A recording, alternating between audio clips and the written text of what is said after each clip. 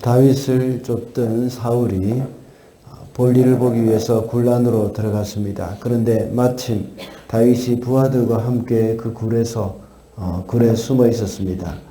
다윗이 사울을 죽이고 도망자의 신세에서 해방될 수 있는 좋은 기회였습니다.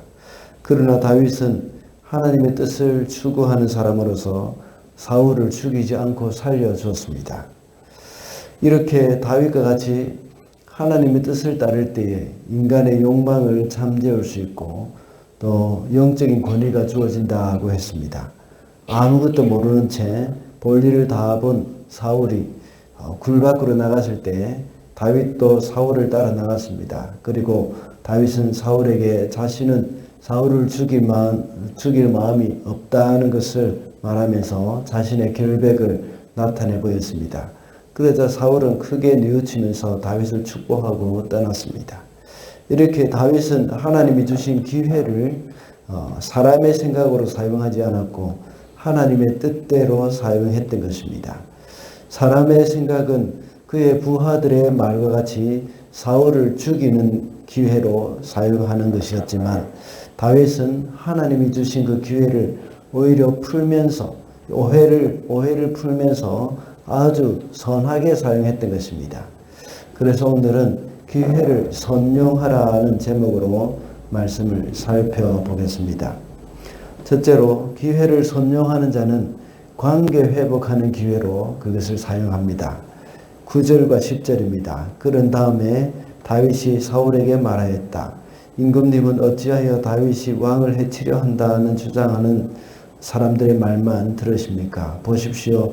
주님께서 오늘 저 굴 속에서 임금님을 나의 손에 넘겨주셨다는 사실을 이제 여기에서 직접 확인하실 수 있습니다. 임금님을 살려보내지 말라고 말하는 사람도 있었지만 나는 임금님을 아꼈습니다. 절대로 손을 들어 우리의 임금님을 치지 않겠다고 다짐하였습니다. 임금님은 바로 주님께서 기름 부어 세우신 분이기 때문입니다. 사울이 굴 밖으로 나가자 다윗도 따라 나갔다고 했습니다. 그리고 사울을 향해서 외쳤고 사울이 뒤를 돌아보자 엎드려 절을 했습니다.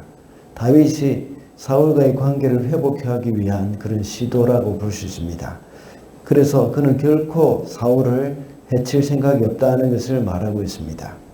그뿐만 아니라 그런 소문도 역시 잘못된 것이라고 말을 하면서 관계 회복을 시도했습니다. 다윗은 이렇게 기회만 되면 사울과의 관계 회복을 하려고 이렇게 노력을 했습니다. 이번에는 이렇게 동굴에서 사울을 죽일 수 있는 기회에 죽이지 않고 오히려 관계 회복을 하려고 했는데 그리고 사무엘상 26장에서도 역시 다윗이 사울을 죽일 수 있는 기회가 있었지만 그의 창과 사울의 창과 물병만 가지고 나왔습니다. 그리고 맞은편 산에서 소리를 쳤습니다. 또다시 사울과의 관계 회복을 위한 다윗의 노력을 볼 수 있습니다. 하나님은 레위기 19장 18절에도 보면 원수를 갚지 말며 동포를 원망하지 말며 이웃 사랑하기를 내 몸과 같이 하라 나는 여호와니라 라고 말씀하셨습니다. 그 외에도 우리가 잘 아는 로마서 12장에서도 역시 원수 갚는 것은 내게 있으니 내가 갚으리라고 했습니다. 만약에 우리가 친히 원수를 갚는다고 한다면 그것은 내가 하나님의 자리에 앉은 그런 교만이라고 할 수 있습니다. 원수라는 말이나 복수라는 말은 그 사람의 관계가 깨어져 있다는 것을 전제로 하는 것이죠. 그러나 하나님의 백성은 그 깨어진 관계를 회복하는 일에 초점을 맞춰야 합니다. 다윗과 같은 상황에서 기회를 악용한다고 할 때 어떻게 하는 것이겠습니까? 사울에게 복수를 하고 원수를 갚게 될 것입니다. 그러나 그런 상황에서 기회를 선용하는 사람은 깨어져 있는 그 관계를 회복하는 일에 그 기회를 사용하게 될 것입니다. 우리가 상대방의 코를 납작하게 해줄 수 있는 좋은 기회였지만 그렇게 하지 않고 선의를 베푼다면 상대방도 그것을 잘 알고 있습니다. 그 알게 마련입니다. 그렇게 된다면 상대방은 우리를 향해서 마음을 조금씩 열게 될 것입니다. 그러므로 우리 성도는 기회가 되는 대로 관계 회복에 힘을 쓰는 그런 자들이 되어야 하겠습니다. 둘째로 기회를 선용하는 자는 하나님의 주권에 자신을 맡기는 기회로 사용합니다. 15절입니다. 그러므로 주님께서 재판관이 되셔서 나와 임금님 사이를 판결하여 주시기를 빌겠습니다. 주님께서 굽어보시고 나의 억울함을 판결하여 주시며 나를 임금님의 손에서 건져주시기를 빌겠습니다. 다윗은 기회가 되었을 때 그 기회를 악하게 사용하여서 사울을 죽이지 않고 이렇게 선하게 사용해서 사울과의 관계 회복을 위해서 사용했다고 했습니다. 이렇게 할 수 있었던 것은 하나님께서 그것을 판결하여서 자신을 건져주실 것을 믿었기 때문입니다. 자신의 목숨을 자기가 지키고자 했던 것이 아니라 하나님이 지켜주실 것을 믿고 하나님께 맡겼던 것입니다. 그의 목숨뿐만 아니라 자신과 사울왕 사이의 억울한 일도 역시 하나님이 판단하실 것을 믿었습니다. 이렇게 주어진 상황을 나 스스로가 컨트롤하려고 할 때는 시험에 들 때가 많습니다.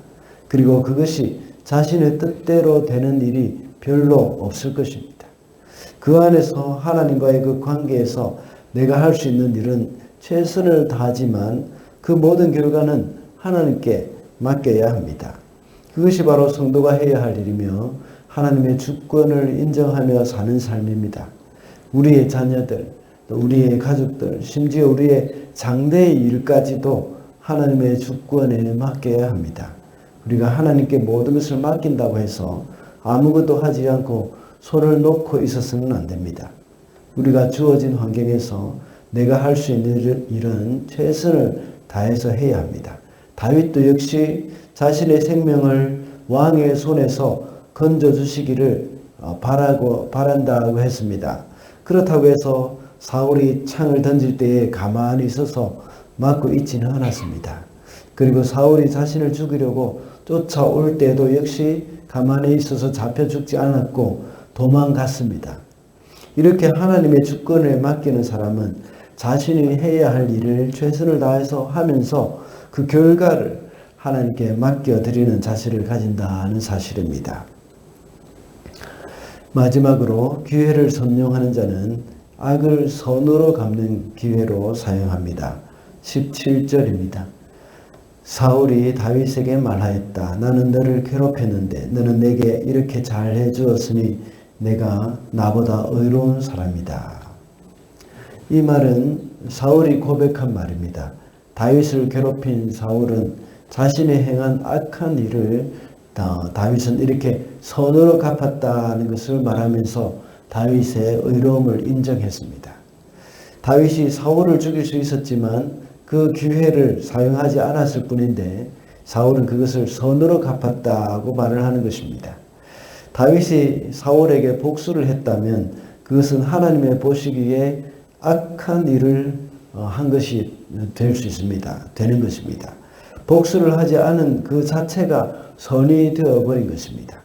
그렇지만 우리 성도들은 더욱더 적극적으로 선을 행해야 하는 겁니다. 그래서 로마서 12장에서도 내 원수가 줄이거든 먹이우고 또 목마르거든 마시게 하라고 했습니다. 그렇게 함으로 내가 숯불을 그 머리에 쌓아 놓으리라고 했습니다. 사울도 역시 다윗이 자신에게 행한 일을 알고 일시적으로나마 뉘우치면서 그를 축복까지 했다는 것을 오늘 본문을 통해서 볼 수 있습니다. 이렇게 다윗은 계속해서 악을 행한 그 사울에게 선을 행함으로써 승리를 했던 겁니다. 사울은 다윗을 죽이기 위해서 이방인 또 블레셋 사람의 손을 통해서 죽이려고도 했습니다. 자신을 위해서 수금을 탈 때에도 창을 던져서 죽이려고 했습니다. 또한 그뿐이겠습니까? 자기의 딸을 미끼로 해가지고 다윗을 죽이는 데 사용하려고 했던 그러한 적도 있었습니다. 그러나 다윗이 사울에게 행한 것은 선한 것뿐이었습니다. 그렇게 할 때 사울은 다윗에게 무릎을 꿇게 되는 겁니다. 성도의 삶은 선으로 악을 이기는 삶이 되어야 합니다. 우리를 괴롭히는 사람들, 또 우리를 향해서 악한 계략과 말과 행동을 하는 사람들을 향해서는 그 사람들을 향해서 우리는 늘 선한 마음을 가져야 한다는 것입니다. 그렇게 할 때에 우리는 진정한 승리를 경험하게 된다는 것입니다. 말씀을 맺겠습니다. 오늘은 기회를 선용하라는 제목으로 말씀을 살펴보았습니다. 다윗은 하나님이 주신 기회를 사울을 죽이는데 사용해서 원수를 갚을 수도 있었습니다. 그러나 그렇게 하지 않고 오히려 살려줌으로써 관계를 회복하는 기회로 사용했고, 또 하나님이 주신 하나님의 주권에 자신을 맡기는 기회로 사용했으며, 또 악을 선으로 갚는 기회로 사용했다고 했습니다. 오늘도 하나님이 주신 기회를 선하게 잘 이용하게 되는 저와 여러분이 되시기를 바랍니다.